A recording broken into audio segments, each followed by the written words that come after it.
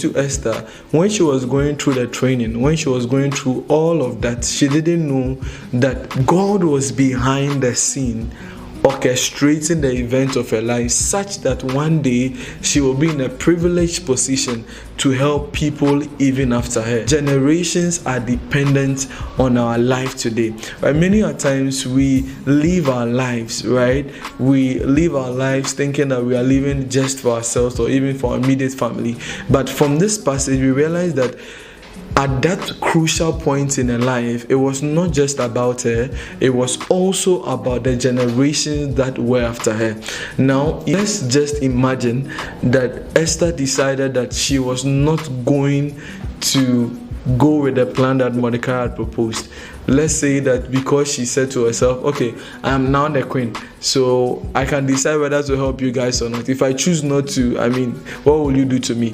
If that was a posture, we can see immediately the adverse effect of it. Because the decree had already gone out, what would have happened is that all of those lives would have been lost simply because one person decided to walk in disobedience.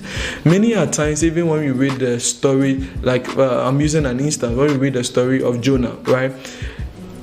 Unknown to Jonah, his disobedience to going to Nineveh would have caused the loss of thousands of lives.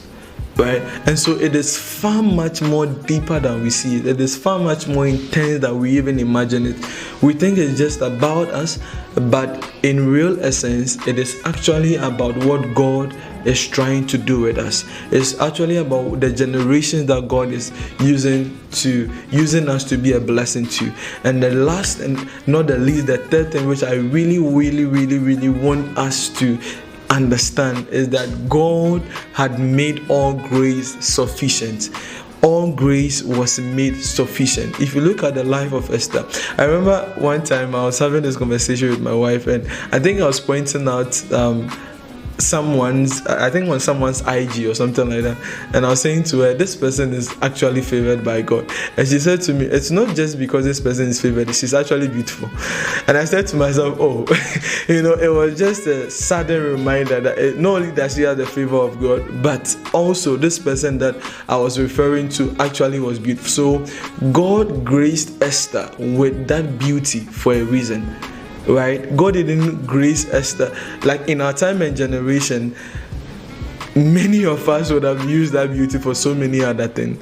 Right? Today, beauty is a currency to do so many awful things, right? But in that time, in that dispensation, Esther chose to use her beauty to serve God. She chose to use her beauty to save generations. She chose to use her beauty to present God to a dying society.